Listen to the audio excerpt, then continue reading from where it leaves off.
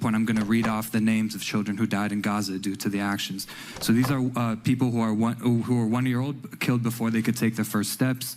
Ayla, Ali Obeid, Salahuddin, Abu Layla, Adam, Warshaga, 1 year old, Jowd, and it goes on, thousands and thousands of names. There's no hierarchy of trauma. The trauma in Israel, the trauma among Palestinians. Oh my God, dude, what trauma in Israel? They feel bad about fucking doing genocide? They don't even feel bad yet. They haven't even done the fucking, oh, it's bringing a tear to my eye that we killed so many children shit yet. Iran has significantly damaged an E-3G aircraft yesterday. Oh, they got an AWACS one? No way. An aerial early advance warning, one of those radars. In addition to a number of KC-135 shuttle tankers that suffered various levels of damage in yesterday's Iranian ballistic missile and drone attack on Prince Sultan Air Base in Saudi Arabia, U.S. Air Force E-3G Sentry Airborne Early Warning and Control aircraft also suffered significant damage in the attack. These are behemoths, by the way. They're very expensive, and they are playing a very important role in American surveillance capabilities in the region, especially at a time when... Sorry, I was just making sure. They play a very important role in American radar capabilities, American surveillance capabilities in the region. Okay. Yeah, losing an AWACS is, there's not that many of them. So impressive how you go through all this. The U.S. Air Force operates 16 E-3Gs with around 40 to 50% of aircraft currently deployed to the Middle East for Operation Epic Fury. Epic Fortnite fail. Production lines for the E-3s were ceased in the 1990s, while the first airframe was retired in 2023 in preparation for the E-3s to be replaced by the E-7 Wedgetail in 2027. However, in June 2025, the Pentagon announced the cancellation of the E-7 in favor of space-based solutions, including the proposed Golden Dome and the E-2D Advanced Hawkeye. This is true. Iran's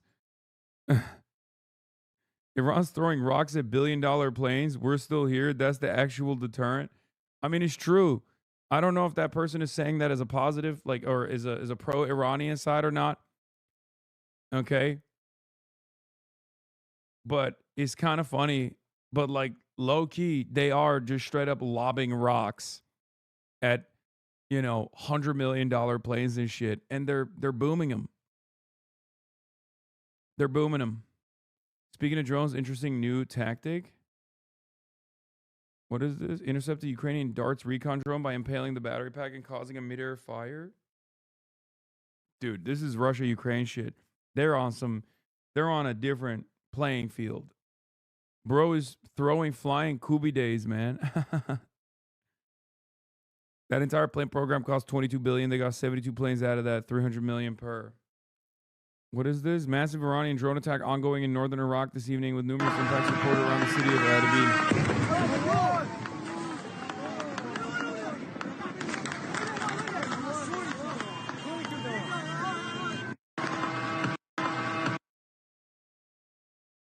I just got back from protest. The world burned down? No. But I went to a protest. I went to the No Kings protest in New York City. That's where I was at, for those of you who weren't here earlier. And it was devastating. It was devastating to watch so many people come out and say, I disavow you. I think you're a danger. You're a dangerous anti-Semite. I think we should give more money to Israel. It was truly, I guess I was wrong. I learned that I was just wrong. My worldview was wrong. It was opposed vehemently. It was opposed so perfectly, so absolutely by, people in the heart of the party. Very clearly, they said, Hasan, we want more billionaires, please. Yeah, I tried my best. I realized, we want more billionaires. They kept saying, what we want is to make sure that we subsidize billionaires. What we want is to make sure we don't get any of our productive output back. You have people lining up to meet you? Okay, so you see, that's also a mistake. You think that they were lining up to meet me. They were lining up to meet me, to say to me, we want to disavow you. You are not sufficiently pro-Israel. That's what they kept saying. So you must have... Wait, are you serious? Bro, there's always one guy that's just like maybe a little too autistic. You know what I mean? Every time I lay it on so fucking thick. Like every time I say unbelievably sarcastic things that are just like impossible to believe, there's gonna be a guy that's like, what? What?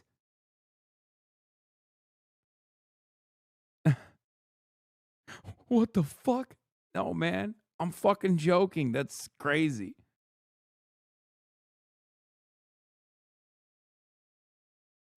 ADL's Jonathan Greenblatt demands Democrats disavow all No Kings protests for marching with Hassan Piker.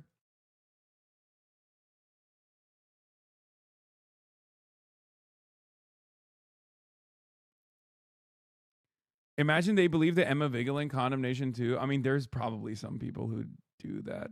Like, they're like, yeah. Guy who's like a fan of both me and Emma Vigeland, who's like now a little bit confused because they're like, oh, I really appreciate both of these people, but I guess she had to do what she had to do, you know? This is the biggest tragedy of the day. Clavicular didn't instigate the fight between the women. He is autistic. Sources. I wish I had a fa. Wish I could have tossed a fa in here. This is a fa moment.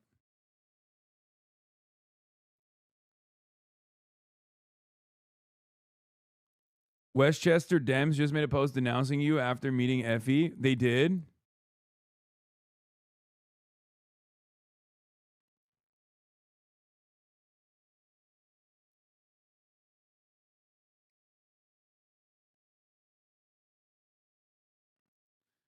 It's so fucking funny. Like, at a certain point, you got to ask, like, who is this for, right? Here. Thank you. Thank you.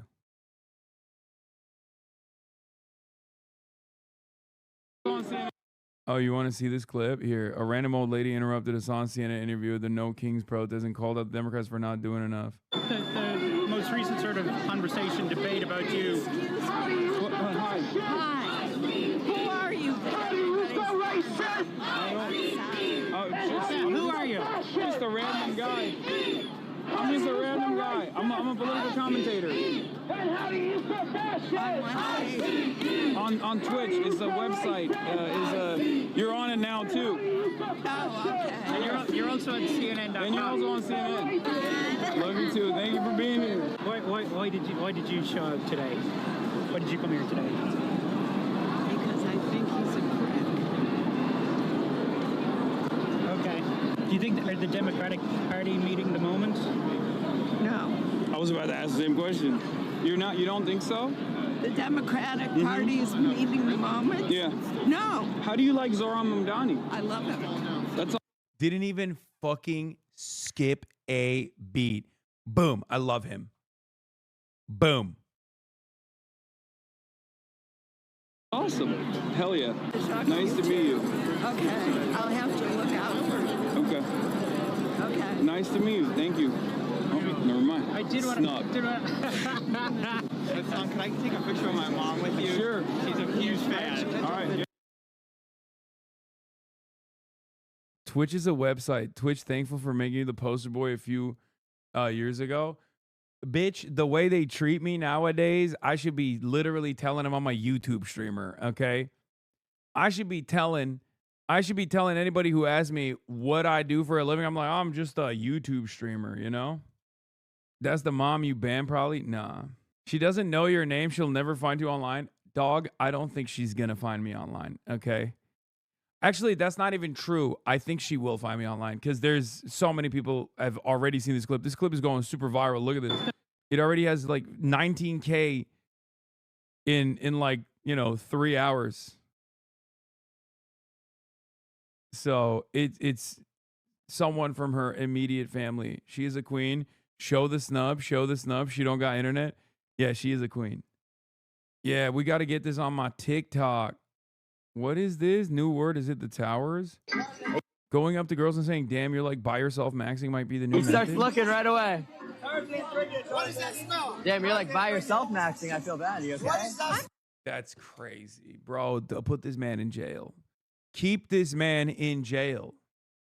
Keep this man in prison, bro. Supermax. Supermax. God damn.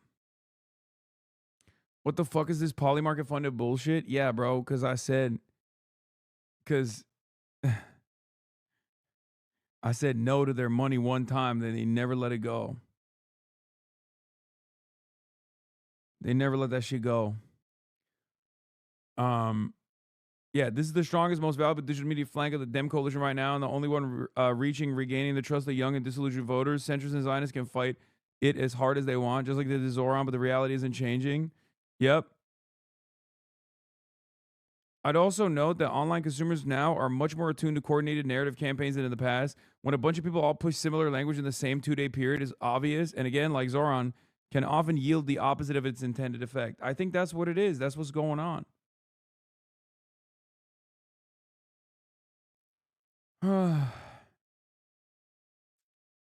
Like the amount of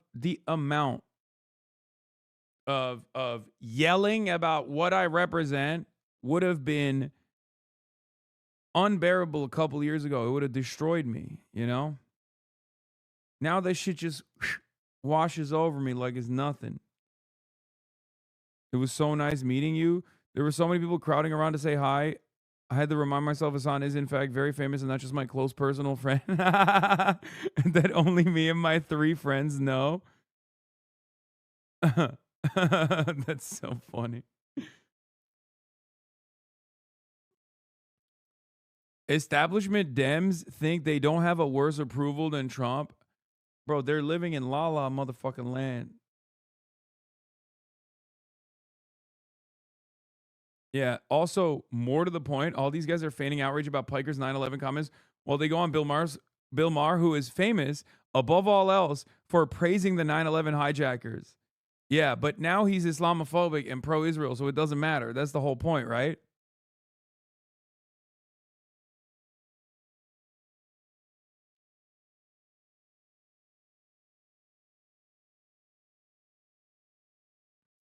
After the virtual event, compared to the Dems' new faces slate, no, I don't want to see that. I don't want to see that. I don't want to see that. It's going to bum me out. It's going to fuck me up.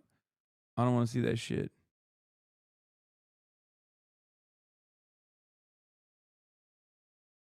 All right.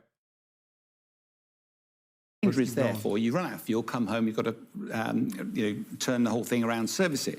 If you can stop at a gas station in the sky, plug in, gas and go, and then go on again, you can do 3 or 4 trips on one sortie. And therefore, that's why they're called a force of nature. Now, I have to skip this. A significant escalation in a region already on high alert. The Yemeni armed forces, with the help and the grace of God Almighty, has done its first military attacks with a barrage of ballistic missiles against sensitive military targets in the south of occupied Palestine. And with that attack, Yemen's Houthis entered the war, making this Israel's 3rd active front. The Israeli army says air defenses intercepted 1 missile before it reached Israeli territory. It comes as domestic tensions are emerging. Israeli military officials are pushing back against the government's strategy in southern Lebanon. More troops have been deployed to expand what it calls a buffer zone, pushing deeper into Lebanon. Media reports suggest the army's chief of staff is concerned by the continued exemption of ultra-Orthodox Israelis from conscription.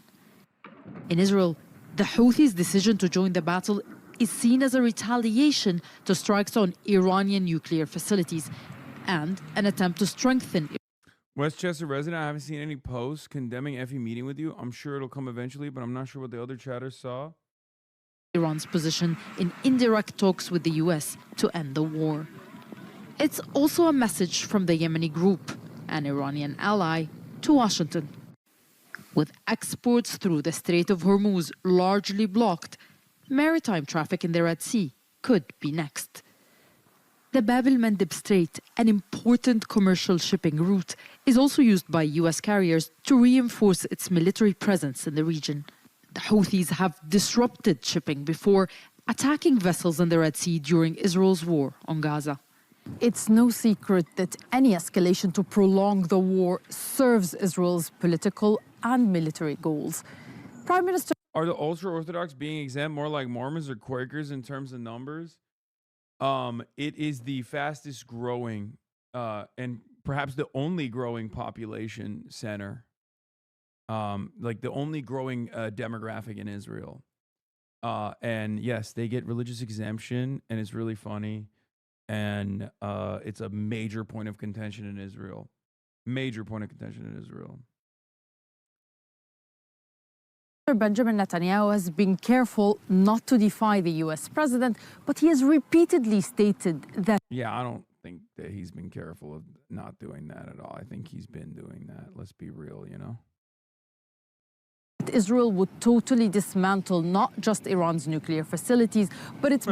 Mormons have no doctrinal belief in avoiding service? What the fuck? Yeah, I don't know why. I think that chatter meant Amish or Quakers, maybe. Like, because... I don't think Mormons refuse to serve in the military. Ballistic missile program and even its military. And these Israeli goals do not appear to be aligned with those of the US. A potential end of the war or even a ceasefire is concerning to many in Israel. And that's why Israel is expected to keep trying to jeopardize any diplomatic progress and push for further escalation. Nida Ibrahim, Al Jazeera, Ramallah, Palestine. Jawad Abu Nasser back in the arms of his mother. Wow. Yeah, I'm gonna skip this. I don't want to watch this. It's too devastating. We've already covered this, but it's very interesting that Sky News and Channel 4 is now covering it as well. I've already covered it. I'm not going to cover it again, but I'm glad that Western media is picking this story up and covering it. It's an unbelievable and yet ongoing and fairly commonplace form of torture. I mean, it's just like expected from Israel. If there's one country that you would expect this from, it's definitely Israel. As a French communist, it's with a grain of salt that I realize that the only internationalism I witness is us watching the 3 Mondial Capitals war take shape. Courage, camarades.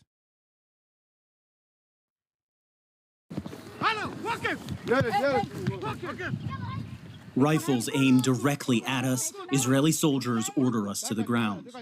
Producer Abir Salman identified. Mormons are highly sought after in the FBI and CIA. Yeah.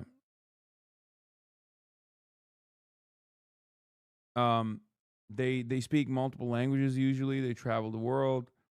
They're very disciplined. It's just it makes sense. What is this? Apologies are not enough. There needs to be clear accountability. 99.9% of the time, there's zero accountability. I mean, fucking Barack Ravid doing, I guess, consciousness PR here. The soldiers' conduct and statements in this incident do not represent the idea of go against what is expected. The idea of soldiers to be investigated in real time after receiving the report of the incident. We acted to resolve the issue ASAP. Fuck you. Yeah, it's because it was on Western news, man. And by the way, what a big fuck you to everybody else that like this is the amount of power that Western media has, especially now because Israel's so fucking weak, that they can literally whip up a real PR crisis, a worthy. This is about the CNN attack? Wait, what? Oh, this is something different. This is not about the torture. This is, wait, what happened? Oh, it's about this. Oh, I thought it was about the baby torture. Oh my God. Oh, my mistake. My mistake. They didn't actually fucking apologize for the baby torture. It's this. Jeremy Diamond got attacked. His colleague got attacked, sorry. Identifies us as journalists before translating the soldiers' commands. Sit down, sit down, sit down. So the soldiers just immediately came up and started pointing their weapons directly at us, telling everyone to sit down immediately. Obviously, we're not posing any threat here. The commander comes straight for our camera, and within seconds,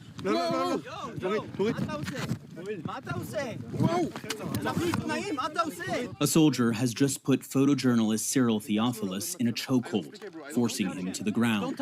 Yeah, I mixed up the human rights violations. A classic mistake. It's a classic mistake with Israel because they do so much, so frequently, with impunity. It's tough. It's tough to figure out exactly which human rights violation they're apologizing for. It's already a unique incident when they do apologize for it at all. Don't touch him like that. Give me my phone. The soldier who assaulted Theophilus continues to demand he turn off his camera before another smacks my phone. We've come to the West Bank village of Taysir, where Israeli settlers have established an outpost considered illegal even under Israeli law. And yet here... Dude, I mean, this is like, they've gone up the escalation ladder, right? Like, they've killed hundreds of Palestinian journalists. In the eyes of the Western world and even the Western press, it means nothing. Let's be real. They don't consider, like, they're animals, right? And they don't even fucking consider Palestinian journalists to be their colleagues, let alone human beings with lives. Okay? So now, with all this impunity, with this lack of accountability, of course, these fucking dickheads are going to start going after brown-looking CNN journalists too. Obviously, they would have to apologize, right? This is CNN, not a small-time news arm. Man, Neekski, shut your bitch ass up, okay? Yes, they did apologize for it. And also, they should not do it to anybody. They assassinated reporters in South Lebanon and then said they're Hezbollah affiliate media. It's fucking insane. Israel carried out a targeted strike on a vehicle in the southern town of Jezine, killing Ali Shoaib, correspondent for Al-Manar, one of the most prominent and widely followed reporters covering the South, and Fatima Fatouni, reporter for Al-Mayadeen, along with her brother photojournalist Mohammed Fatouni and Shoaib's son. Shoaib was widely regarded as the voice of southern Lebanon, with his reporting and telegram updates relied on real-time coverage of the war. Fatouni was prominent on-the-ground correspondent who just before the war confronted Lebanon's prime minister, warning that her family in the South was under constant threat. Relatives were just killed last month before she herself was assassinated in this strike. They also literally posted the video of them striking.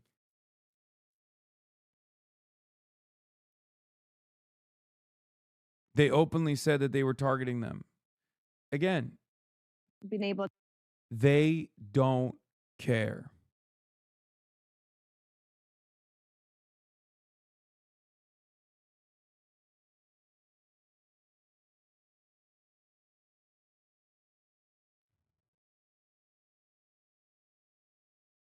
They'll never stop. Why would they stop? Why would they fucking stop? Who's going to stop them? If we're not going to stop them, why would they do it? Yeah, here's some IDF justification for why they killed the 3 journalists. They don't even bother to explain the other 2.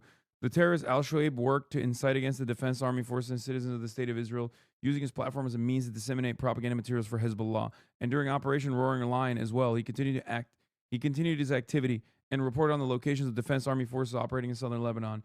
Israel's openly admitting that they killed him for reporting.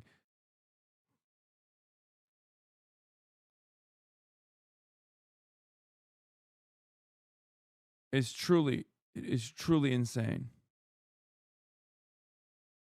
The soldiers stand idly by. Soldiers detain us too and walk us back to our vehicle. They say they're trying to establish order between settlers and Palestinians. But as the cameras keep rolling, it becomes clear these soldiers are here in service of the settler movement.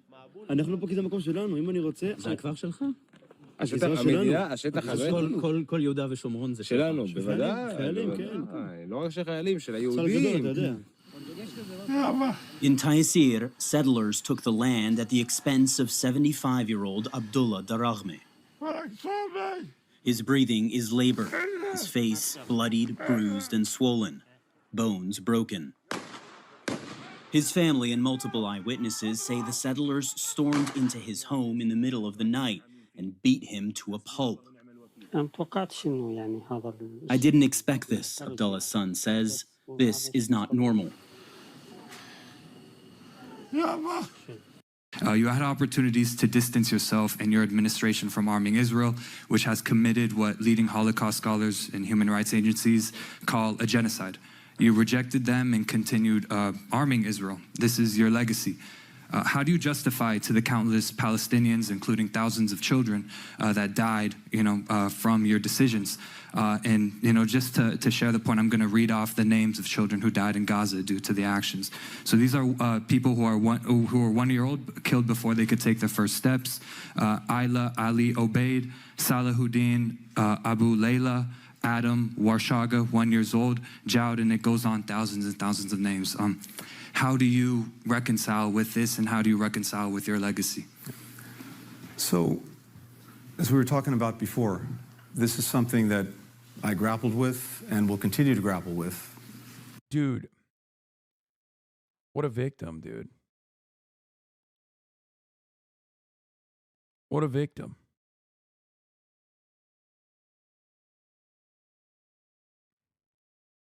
It's just really tough for him, dude. He grappled with it. It was tough decisions were made. For as long as I can see into the future.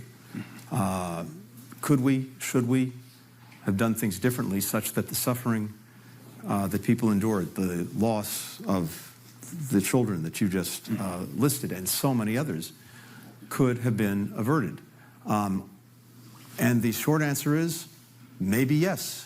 You couldn't be, and I wouldn't be human if I didn't ask myself every day, could we have done things differently? The one thing I want to suggest to you as well, and I mentioned this earlier, is I believe, and look, maybe I'm wrong, that the nature of the trauma in Israel, which is, there's no hierarchy of trauma. The trauma in Israel, the trauma among Palestinians. Oh my God, dude, what trauma in Israel? They feel bad about fucking doing genocide? They don't even feel bad yet. They haven't even done the fucking, oh, it's bringing a tear to my eye that we killed so many children shit yet. The fuck do you mean the trauma in Israel? What are these people talking about, man? This shit makes me so angry. Holy fuck. Oh my God, he's doing the, but what about October 7 in 2026? Israel has done thousands of October 7s at this point. What the fuck are you talking about? The same. The loss of a Palestinian life, the loss of an Israeli life, the same. But on the Israeli side, the trauma was such that I believe the determination across that society to take the actions that they took in Gaza was such that irrespective of what we did, they would have continued to do what they did. And cutting off arms, sure, that was an option, but I don't actually believe that, at least in the near term, it would have changed things. And I also believe it would have led to an even wider war as Israel's enemies, and they were multiple, jumped in, and that only would have extended the war in Gaza, not ended the war in Gaza. I fully, more than respect, I empathize with people who felt this so deeply.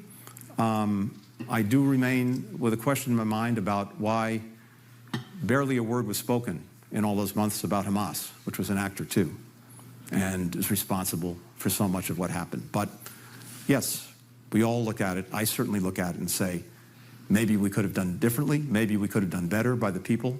I wish we could have. What do you mean as a state sponsor of terrorism, though? How do you define terrorism? Are we going to argue that Iran... Oh, yeah, Majority Report cooking.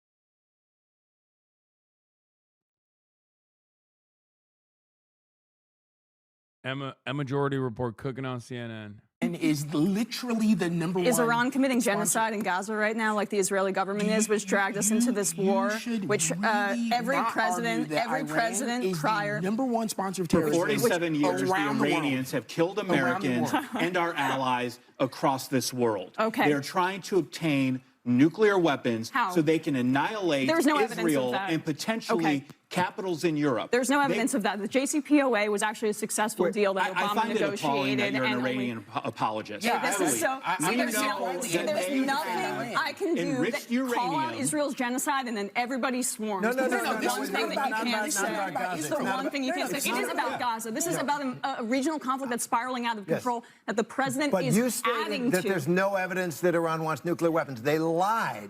There has been a religious edict that has said since 2003 that they should not be creating a nuclear weapon. The United Nations. They lied to the international. We killed the Ayatollah, the older father, who was actually against building a nuclear weapon because he thought that it was going to contribute. I'm genuinely shocked that you are defending the Iranians, and I got to tell you, I hope that you tuck yourself in at night under that pillow of lies. Also, I'm genuinely shocked that you're defending Iranians. Like, yeah. It turns out some people have a fucking conscience, man. Like, what the hell's wrong with you? It's crazy. Like, the audacity of someone on fucking CNN being like, how dare you? Like, the assumption that like everyone else is gonna be on the same wavelength. You know? Lies that you just told about the Iranians. That is absolute a crock of a word I can't say on national television. Okay, so the United States. Again, look. This is the beauty of American civility, right? The beauty of American civility. On the one hand, he can't say crock of shit on television, but on the other hand, he has no problems whatsoever just being like, yeah, Iranians deserve death. How dare you defend them? I've always loved that insane double standard, you know? Like, thank you so much. Thank you so much for not saying crock of shit. It's fun. Perhaps we should also have some restrictions on, I don't know, being a genocidal psychopath. A government that an Israeli human rights group B'Tselem says is committing genocide, as is Amnesty International, as is every credible human rights group right now. We are there's a massacre in Gaza. There are hundreds of thousands of people unaccounted for under rubble. That's what I define as terrorism. Now, Iran is now exerting their leverage over the Strait of Hormuz. Do you want the Iranians to have a nuclear weapon, yes or no? Thousands of people that have died at the hands of Iran would disagree with your personal description of what terrorism is. And I'm sorry, it doesn't meet the bill of I mean, killing civilians is what I define it as a diplomat. Some have called you China's Nostradamus. You had three famous predictions in 2024 that Trump would get elected, that he would start a war with Iran, and that he would lose a war with Iran. Iran clearly has the strategic advantage. I think the next step... Oh my God, is there a full one of this? I have to watch this shit. Professor Jiang? Ain't no fucking way, big dog. Professor Jiang with Mehdi? Mehdi coming after my goat? Hello? Hello? That's fucked up. Mehdi? You come at the king, you best not miss. Professor Jiang, my beloved. Seen a lot of naysayers in the chat. A lot of people who are calling into question the undisputed GOAT, Professor Jiang.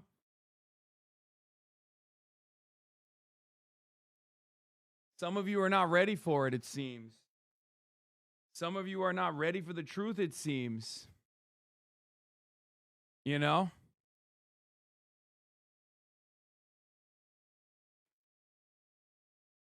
It's fine, bro. One day you'll recognize. One day you'll learn. Professor 2016 Great Replacement, he's so funny. Everything he says is so funny. Full version here.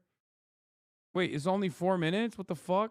You had three famous predictions in 2024 that Trump would get elected, that he would start a war with Iran, and that he would lose a war with Iran. Iran clearly has the strategic advantage. I think the next step in the escalation ladder is that Trump will send in ground forces. Nikki Haley was key to your prediction about Iran. You said Trump would pick her as his running mate, but he didn't pick her. I think that the problem with education is that it focuses too much on facts, too much on rigor, and not enough on imagination. Too much on facts. Do you hear yourself? Does China control what you say now? Your critics might say they're using you as a propagandist. It is possible I'm a useful idiot. And I suspect that there are many entities around the world who would like to amplify my message, including the Chinese government. Hold on. You don't call yourself Professor Jiang on your YouTube channel? I do now, but when I first started out, if you go way back to my early lectures... It doesn't matter when you first started out. You do call yourself Professor Jiang and you're not a professor. What is your big prediction now for 2026? We'll see what happens. Hater. Test it out at the end of the year. Bro, Mehdi's been a hating ass bitch, bro. Yo, yo, what the hell? I'm actually very glad that someone with fucking, I mean, Mehdi is obviously very good at this stuff. But you know, he's also very smart. Glad that he's finally doing interviews with someone with a working brain.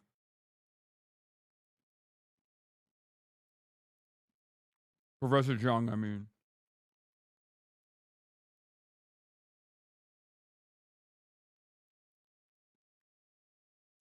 Bro, someone in the chat literally said, wait a minute, he's not a professor. Ain't no way. Ain't no way you thought he was an actual professor, bro.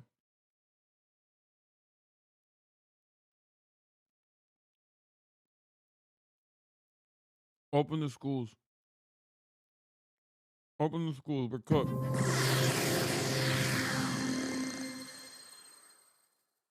Back in 2024, Chinese-Canadian educator Shui-Qin Jiang posted a video on his YouTube channel, Predictive History, where he laid out 3 big predictions. Donald Trump would win the 2024 election, the US would then go to war with Iran, and ultimately the US would lose that war. Since then, the self-styled professor who says he uses game theory to analyze the past and predict future geopolitical events has become an internet sensation and has even been dubbed China's Nostradamus. But he's also faced some criticisms over his predictions and, many would say, pretty out there conspiracy theories. 2 out of 3 of Jiang's big predictions have come true. But how much of that is his own geopolitical foresight, and how much of it simply comes down to luck? How much does the Chinese government control or even influence what he says, what he predicts? I decided to not just speak to Shui-Qin Jiang, aka Professor Jiang, about Iran and the state of the world, but also to challenge him a bit. Here's our interview. Shui-Qin Jiang, thank you so much for joining me on Zeteo. You have said you use game theory to predict future geopolitical events. Hate ass bitch. No, I'm just kidding. Oh, Mehdi, he cooked his ass. Mehdi is the worst person for an unstoppable force like Professor Chiang. Okay, literally could not have faced a worse person. If your goal is to do propaganda and or you know have an audience of easily fooled individuals, and talk to a person that's just like not going to call into question what you're up to, definitely, you know, he was doing all these like sneako interviews and stuff, like he was cooking, right? Mehdi is gonna obviously put, you know, belt the ass here.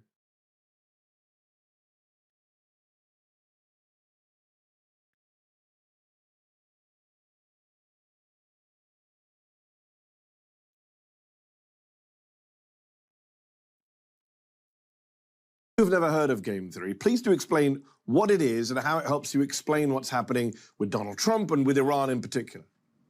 Right. So game theory applied to geopolitics means that we see each individual nation state as a player in a zero-sum game to maximize its individual interests. And so each player would have its own characteristics, its own strengths, and it would adopt a optimal strategy in order to win the zero-sum game. So how does that apply in the Middle East right now? Right. So the United States is attacking Iran, and these 2 nation states have different strengths and weaknesses. So America has the world's greatest military. It has aerial supremacy. It has tremendous technology. It has unlimited funding. And so Iran is adopting... Bro, I just realized he doesn't have his whiteboard. That's why he lost this battle. My goat didn't have his whiteboard. It's fucked up. Mehdi, put the whiteboard behind him. You got him on a handicap, man. That's fucked up.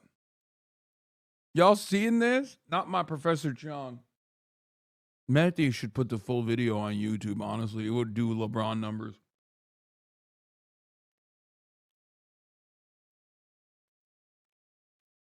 instead of keeping it behind a paywall.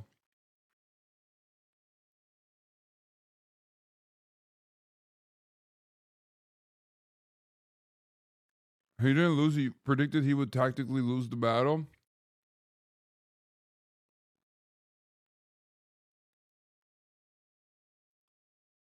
He's a kinetic thinker. Asymmetrical strategy of holding the global economy hostage, meaning that rather than attacking the United States directly, which you cannot defeat directly, it is instead controlling the Strait of Hormuz, which is strangling the global economy, and it's attacking the GCC nations, the infrastructure of the GCC nations, in order to force Trump into the negotiating table. I don't understand how this is game theory, by the way. Like, is that game theory?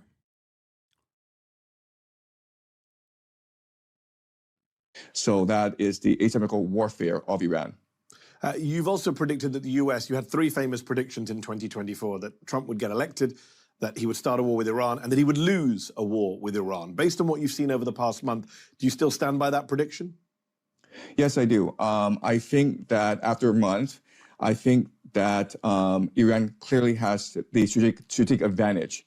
And what I mean by that is that Iran is very clearly able to articulate its military objectives, and it has a very clear strategy of how to obtain these military objectives, and it is working very hard and very meticulously to obtain these objectives. This is the complete opposite of America, where Trump Someone has... said, I predicted this too, and I'm not famous. Yeah, that's kind of the point. That's why it's like really funny that people were like, this is the most brilliant guy of all time. I guess, I mean, it is fair to say that if he predicted in 2024 that like Trump was going to win, which, you know, many people also predicted, and that he would go to war with Iran and then he would lose that war, that's pretty solid. I don't know if he predicted that through game theory, because I don't think he knows what game theory actually means. Kind of feels to me like he was just throwing, you know, throwing shit at the wall and this one stuck. But everything that he's talking about past that point, everything he's talking about past that point is just like pretty basic stuff.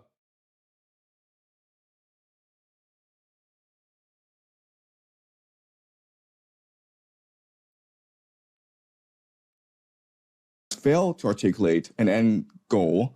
And right now, it seems that the administration, the Trump administration, is unable to articulate both a strategy and a purpose to the American public, which is causing most Americans to not support this war. It's also causing low soldier morale among the American forces. What do you think happens next if/when Iran wins?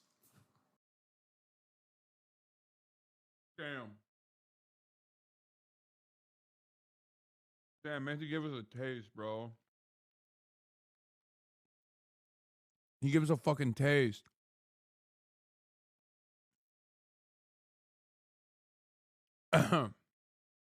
Matty, get that off the paywall, man. The people need to the people need to predict.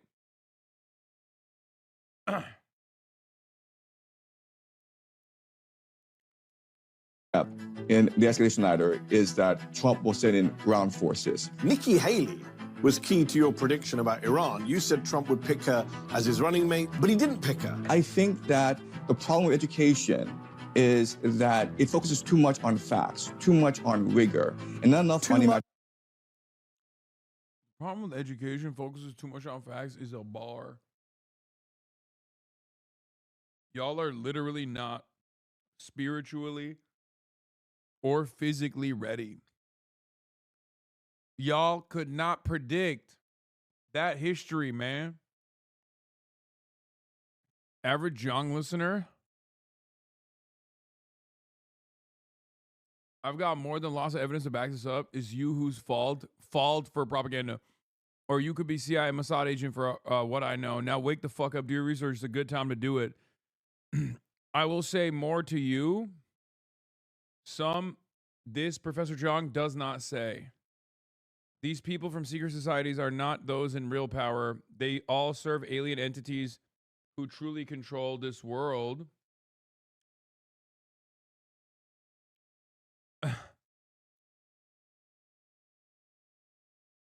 It's so funny. I think it's a testament to how much Chinese soft power has developed around the world without China literally doing much for it, to be fair. That, like, you can have a random Chinese guy and so many guys are just like, wow, this guy's fucking brilliant, dude. Like, 0 qualifications. He's got a whiteboard and he's Chinese. And motherfuckers are like, well, this guy has ancient wisdom. I love it. Respect.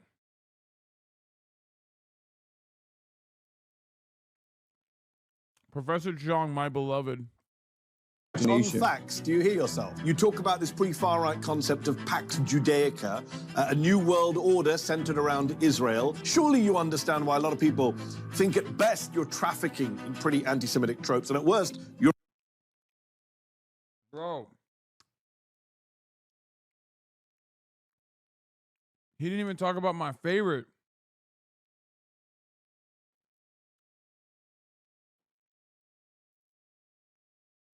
Pax Islamica. You're a card-carrying anti-Semite. Sorry, what is wrong with the term Pax Judaica? You tell me. Does China control what you say now? Your critics might say they're using you as a propagandist. It is possible I'm a useful idiot. And I suspect that there are many entities around the world who would like to amplify my message, including the Chinese government. Hold on. You don't call yourself Professor Jiang on your YouTube channel?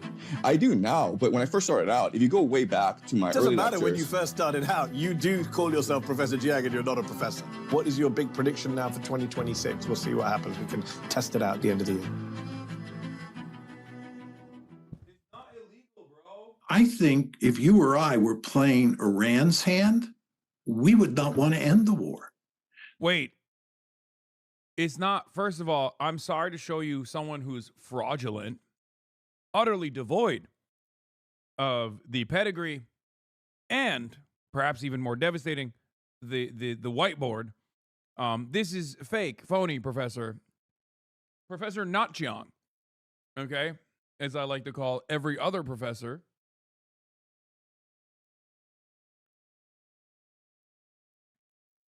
This is another Professor Not Jiang.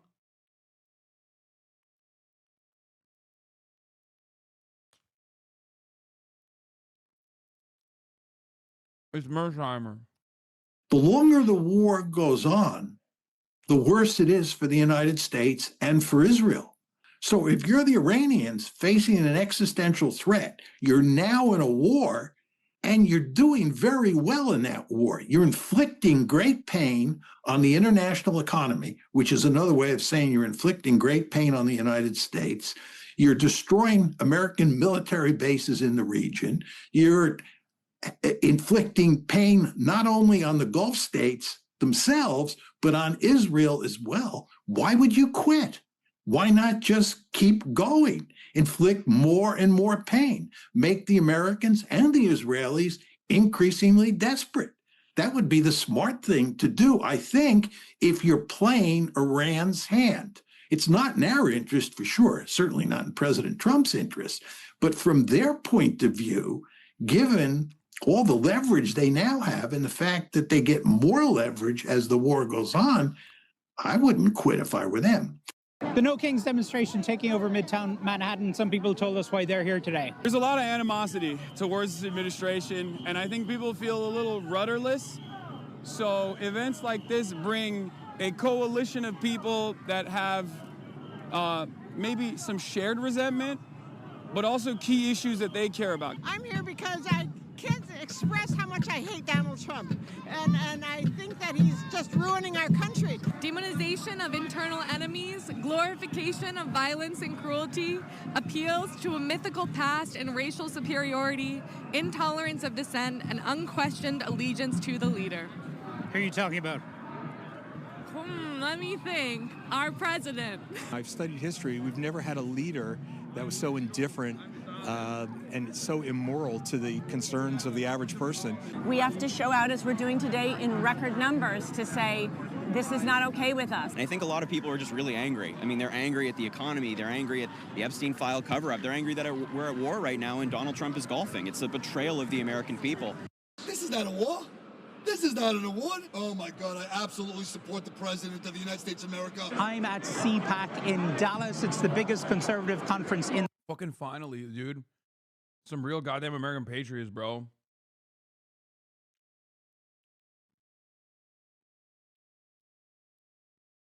Hell yeah. I saw Harry Hasan over there. I almost lost my mind, you know? How dare you show me Harry Hasan?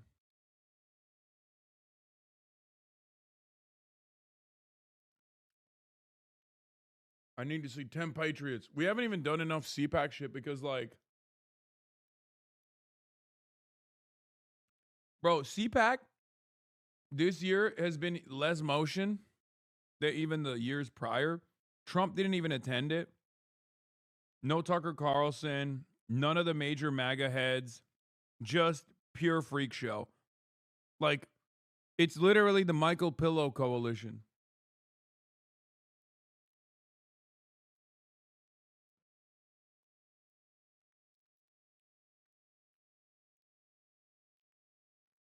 The country, and lots of people here are talking about the war in Iran. Trump is not speaking at this event this year, but in the past when he has spoken here, he's talked a lot about not starting new wars. When it comes to Iran, how do you feel about that? I'm not happy. I'm not happy at all. I mean, President Trump ran on no new wars. I feel like we've been opted into a war that shouldn't be ours. It should be Israel's. We want to say, Mr. President, thank you.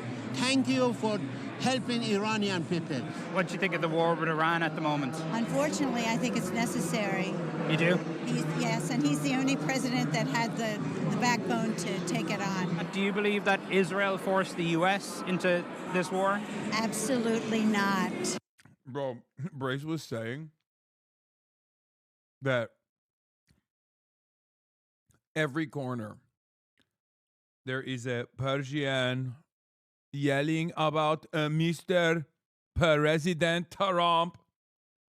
Thank you. Literally in every fucking corner of CPAC, it was just like occupied. It was Persian. It was POG, Persian occupied government.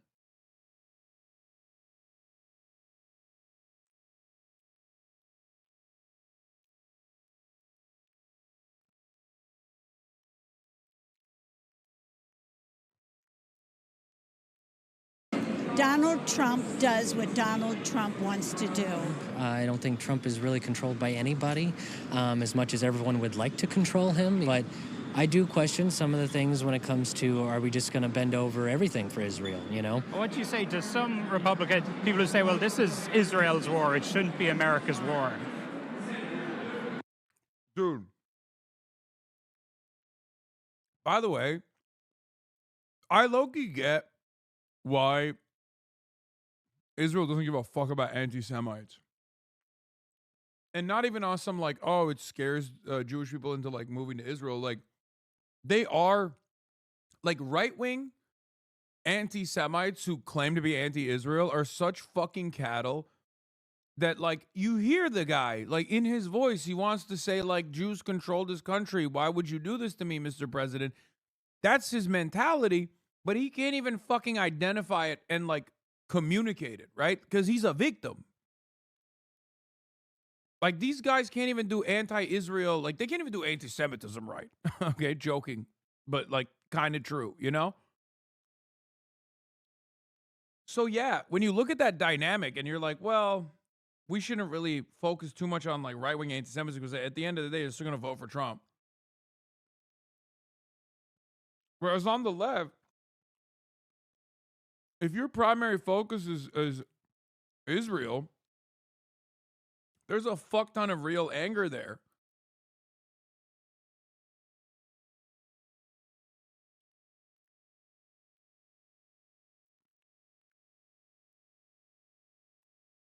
That's not so. Israel is God's people. Those that bless Israel will be blessed. Those that curse Israel, they better watch out. Do you feel disappointed in the president? Sure. Do you still support him? I want him to succeed. I certainly do. I think it's to be determined on, you know, if I can remain to support him. We'll see how the next 6 months go, and we'll see what happens. Are you concerned? The answer is yes, bro. What are you going to do?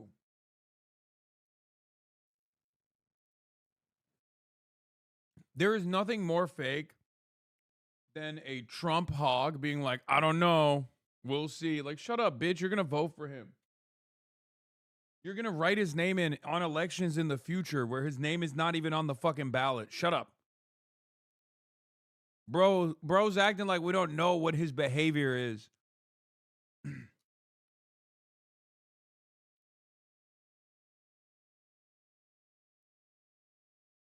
Nothing funnier to me than a coping hog who's just like, well, I don't know. Okay, buddy. Sure. Trump could literally shit on your chest. Trump could make you eat his dookie. And you still love his ass. Fuck out of here with this shit. Don't know if I can vote for him again. Yeah, right. What? Am I crazy for saying that? Everyone's like, huh? That's the level of worship that these people have. And that this war drags on. Absolutely. Absolutely. We hear the phrase America first. Let's put America first.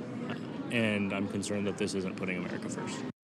Is the United States waging a holy war in Iran? This is a battle of good versus evil. God is just exposing everything. I believe we are living in the end times. Those are the views of some conservative Christians here in Oklahoma, one of America's reddest states. That message is being amplified at the highest level by Donald Trump's defense secretary. God bless our troops and this mission. It's causing alarm among those who worry about the growing influence of Christian nationalism on U.S. policy.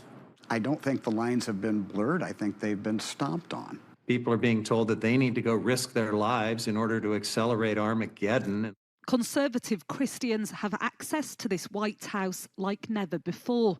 A president who regularly hosts evangelical leaders, and a defense secretary who embraces a combative brand of Christianity. Blessed be the Lord, my rock, who trains my hands for war and my fingers for battle. Pete Hegseth is now invoking divine purpose to justify American military might in Iran. Dear gracious God, I need you. A conflict which some view as a holy war. Is it spotlighting increasingly blurred lines between church and state? Give me wisdom, I pray. Pastor Jackson Lawmeyer! In Tulsa, Oklahoma, the man who founded the organization Pastors for Trump is announcing his run for public office from the pulpit where he preaches. That Sharia law never takes root in this nation, ever. Jackson Lawmeyer supports the war and has spoken about his hope that the gospel will penetrate a free Iran. It's a message which resonates with his congregation. I do believe it is almost an Armageddon, and that the fact that we do have to stand up for what's right and what we believe in, and they are some awful people over there. How do you square off the loss of innocent lives? You're a much better person. Surely.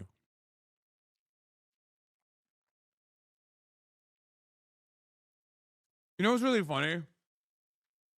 These people unironically were like, well, they're a religious theocracy. Like, they're so backwards. Buddy, look around. You know? Like, these people, without even a fucking moment of irony, will turn around and be like, well, they're a backwards country. They're run Islamic style. You know what I mean? We can't have that. We can't have that Islamic style government. They must learn the gospel.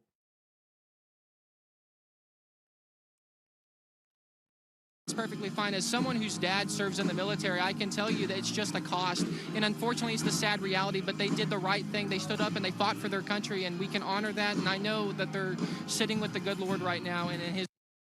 Wait, is he talking about the Iranians?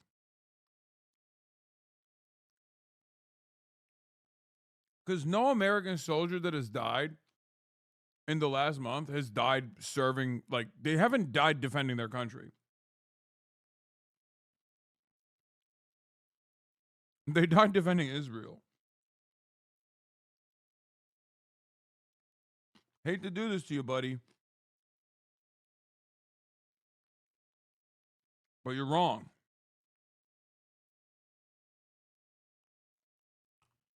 Great graces. You should support Israel because God loves Israel.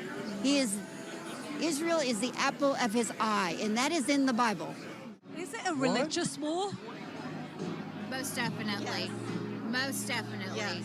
God is just like exposing everything, using Trump, using other people in this time to expose the evil. You believe Donald Trump is a conduit for God? 100% we do. First times that Eric was here at the church. This is me and the president years ago.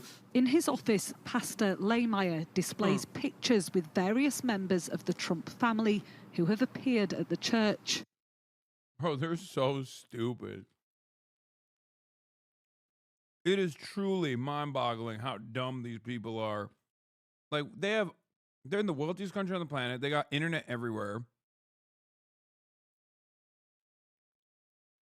They have access to so much information.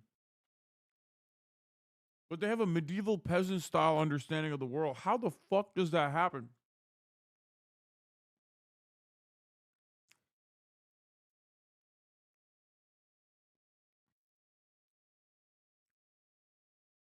Like, we are in a post-monarchy world, right? How do you behave like this?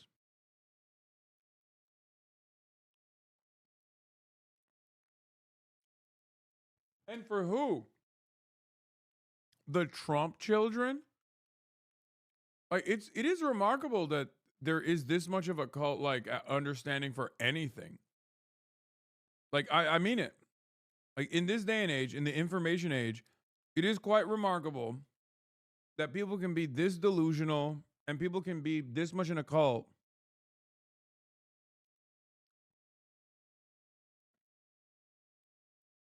Fascinating.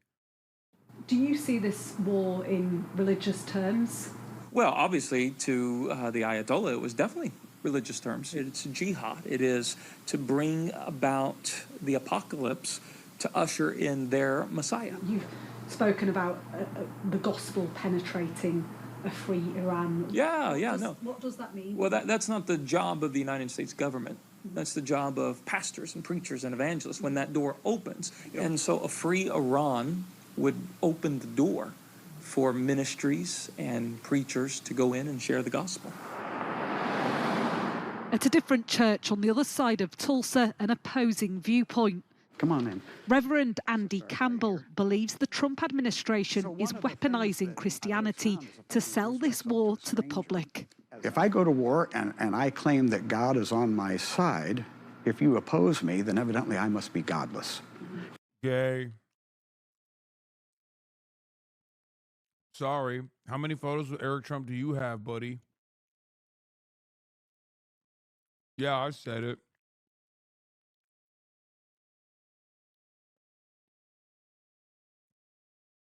I need to see the photo wall, man.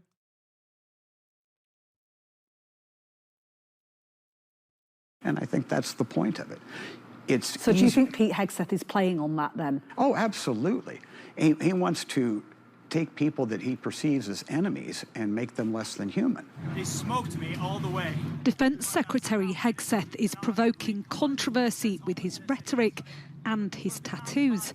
He has a large Jerusalem cross which dates back to the Christian Crusades and a Deus Vult tattoo, Latin for God wills it, often used by far-right groups. One of God's mightiest men, our Secretary of War, the Honorable Pete Hegseth. Hegseth has pushed policy changes that reflect his personal views. This is a new Christian worship service for employees at the Pentagon. You are here, working in... I'd kill myself. Come on.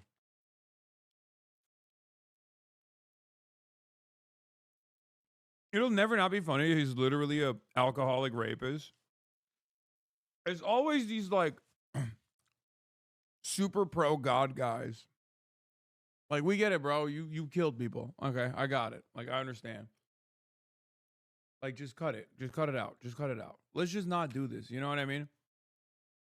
I think it's better for everybody involved if, like, the alcoholic rapist guys don't just, like, pivot to God mode this way. Because they're so fucking annoying every time, dude. There is that very obvious recognition. This underlying recognition, by the way, that, like, sorry, if you're one of those guys, you're kind of the dumbest guy around. That even someone like Pete Hegseth could just, like, manipulate you.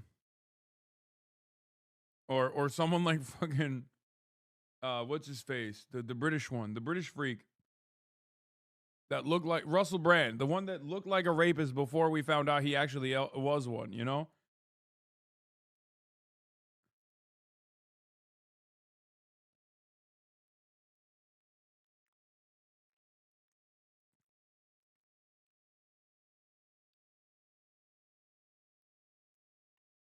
Don't worry, Christians. Muslims got this version too.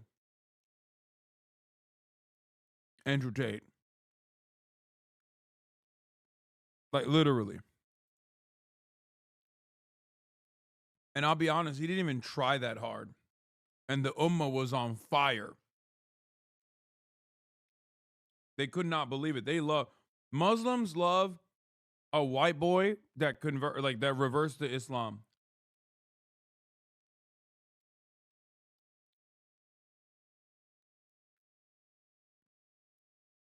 It don't take much. Just say the Shahada and they will lose their fucking minds. Every WhatsApp group is going to be on fire. Sorry, I shouldn't have said white. Western.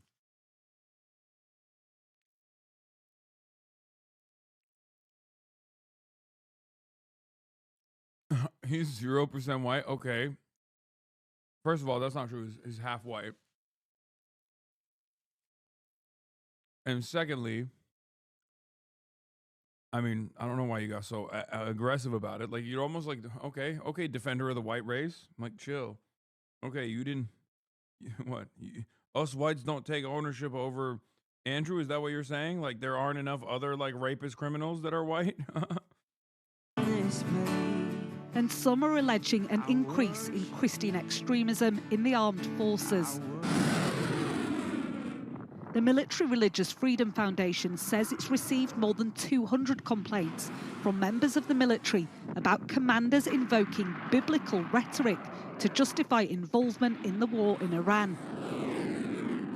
Some of the more egregious examples here, this one from an active duty military member who alleges that their commander urged them to tell our troops that the war, is all part of God's divine plan. Apparently, they referenced citations out of the book of Revelation and the imminent return of Jesus Christ.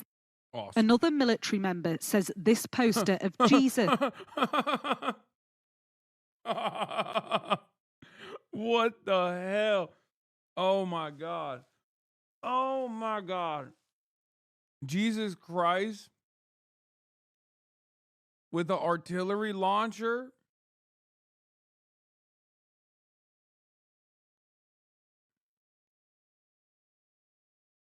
Respect. That's real, man. I see that and I think tough. That's my Jesus. Nah, that's my Jesus, bro. Chill.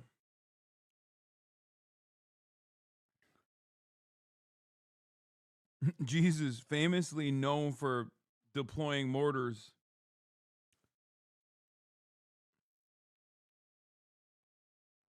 Firing a mortar round was displayed in their battalion headquarters. This congressman is calling for the allegations to be investigated by the Department of Defense. These biblical prophecies are being offered up to justify the war.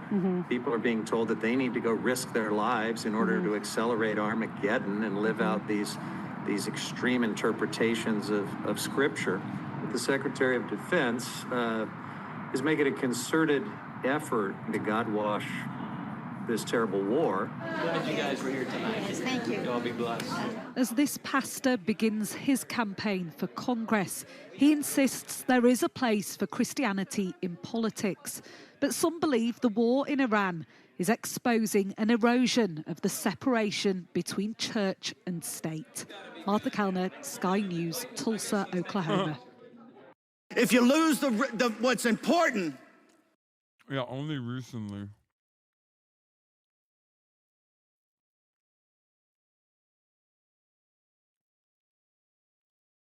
We are such a freak-ass country.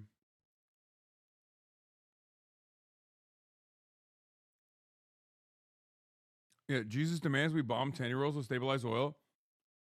I mean, we bombed 10-year-olds so hard that we can't even stabilize oil. Like, oil was stable.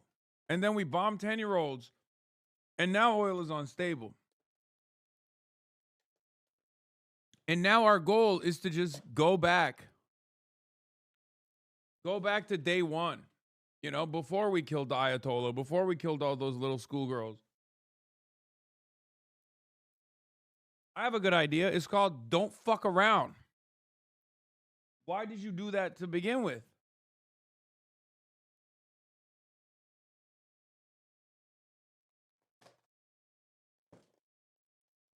And now we did it because we're like, we have to do it. Israel demands it. We had to do it. Now we did it. And now we're trying to unfuck this situation. Then we're going to lose the country. Fight on. Former Trump strategist Steve Bannon addressed CPAC on Friday. It's the annual gathering of conservatives. And we wanted to know, do conservatives who had so many concerns about the Epstein file have any reservations about Bannon, whose close personal friendship with Epstein was revealed by DOJ documents? Turns out many of them didn't. A lot of people had friendships with Jeffrey Epstein, and I think No one's relationship with Jeffrey Epstein comes close to Steve Bannon's. Like, well, there's some, like Donald Trump, ironically enough. But I guess, like, from their perspective, they already love Donald Trump and don't give a shit that Donald Trump was all up Jeffrey Epstein's asshole. So why should they care? You know, they're like, okay, go ahead. Tell me another guy that I like that was having sex with Jeffrey Epstein. I like it. a lot of people are a little crazy about it all. I mean, I think nobody really knows what the extent of those relationships were. I mean, he was wheeling and dealing with lots of people all over the world, and I think a lot of people had close relationships with Jeffrey Epstein's brother in 2019. Yeah, maybe she knows a lot of children. Have you thought about that? Unless you know, you don't know. So I'm not one to jump to conclusions on anybody. What do you make of him? Yeah, they're throwing their hands up and like, I guess people aren't just allowed to have friends anymore. Wow. I guess people are not allowed to go to a tropical island and hang out with their buddies. Oh, I'm sorry. You can't have shared interests with friends. And then it's like, okay, what's the shared interest? Oh, having sex with children and trafficking them internationally. That's not, you can't do that, actually. It turns out that's super illegal. And as a matter of fact, that guy went to jail for it. You know? Yeah, you can't, God forbid, a man have hobbies your way out of this one. Well, I guess they are. Doesn't matter. It's illegal to be friends with Jews now, is it? Yeah. I mean, that's like low-key. The ADL was like, hey, guys, stop calling it the Epstein Fury War because that's actually very anti-Semitic. We are the premier anti-Semitism institution, and we would like to say Jeffrey Epstein is Jewish. We would like to remind everyone that Jeffrey Epstein is Jewish, and we are associating ourselves with Jeffrey Epstein on the virtues of Judaism. So please don't say anything about that. Insane. Never seen anything like it. Unbelievable. What's next, bro? You gonna do a Harvey Weinstein bit too? Much like Jeffrey Epstein, Harvey Weinstein, also Jewish. Please do not forget this. It's like, okay, what are you, Nick Fuentes? The ADL is literally doing Nick Fuentes shit. That is unironically what Nick Fuentes does.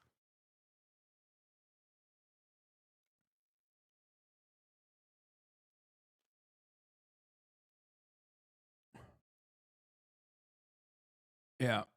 Breaking: Israeli shelling targeted a police checkpoint south of Khan Yunis in southern Gaza Strip, killing 6 police officers and wounding others, according to local reports. What the fuck?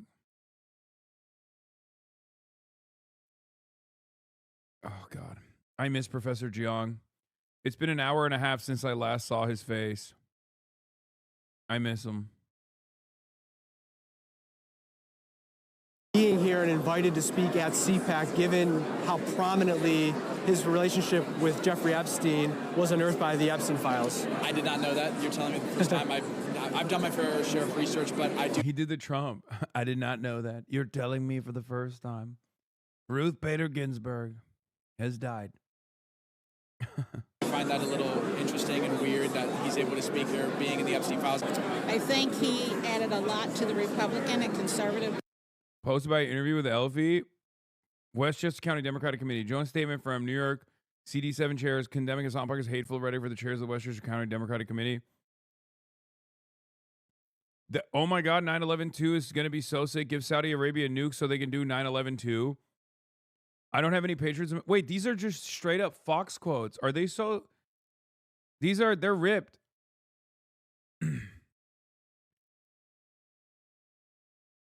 These are just ripped from Fox News headlines. What the fuck? Oh my God, 9/11/2 is going to be so sick. Give Saudi Arabia a nuke so they can do 9/11/2. Yeah, like, I'm being sarcastic because Donald Trump wanted to give nukes to Saudi Arabia. You fucking idiots. That's so funny that they literally took that as though it's like sincere. You can read the tone. Like, no one has ever said that sincerely. Okay? Unless you're like a fucking Posadist or something. I don't have any patriotism in my heart for America. Yeah, I said I don't have any patriotism in my heart for any country. Repeatedly refer to the Jews as inbred. It doesn't matter if effing rape happened on October 7th. It doesn't change the dynamic for me. Yeah, genocide is not acceptable. Stating that would be a little bit better. What? For men to rape wealthy women? Oh, God. These guys are so insane. Declaring that his favorite flag is the Hezbollah flag. Referring to Jewish critics as Zionist pigs. Pikers also praised U.S. designated terrorist organizations Hezbollah and Hamas. Pikers also praised U.S. designated Hezbollah is responsible for the deaths of 241 American servicemen. That's a big APAC county. That's where George Latimer is from, who challenged Bowman. It's fast. Boomers misinterpreting what Zoomers clearly read as unserious as you memes. You're mad Saudis following the doctrine. I mean, they did 9/11 once.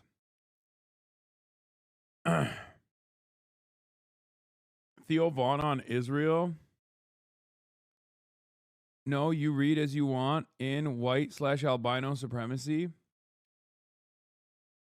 Yeah, these people are insane.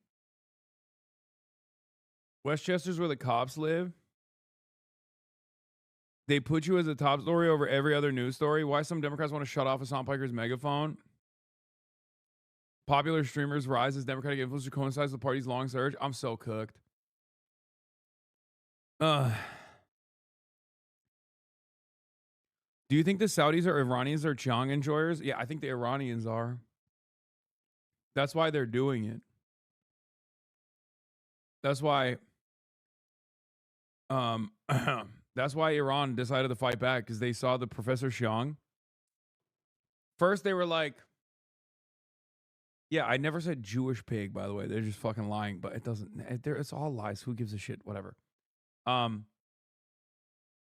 what I was going to say is, the Iranians, okay, this is serious. This is serious analysis, okay? It's predictive history time. So the Iranians watched the Professor Zhang video, right? Because that's their favorite thinker, right? They see him, they love the whiteboard. They're like, Professor Zhang, I am your favorite. You are my favorite, Professor. Okay? So then they're watching. And Zhang's like, Okay, Donald Trump is going to become president. Okay, and they're like, uh-huh. And then Donald Trump's going to wage war with Iran. They're like, oh no, not Professor Jiang, why you say this? And then he says, okay, and Iran's going to win the war. And they're like, okay. And at first they're like maybe a little skeptical. They're thinking, nah, like it's probably not real. But then Donald Trump becomes president. They're like, oh my God, he became president. Professor Jiang was right. That's why they fucking fought back, because they knew they would win. Because they're committed believers of Professor Jiang, as am I. Yeah. That's why they were just kind of existing around American bases and so close in proximity to the state of Israel, which is the reason why the war started. Why do you move your country so close to my bases? We're going to have to use them at some point, you know?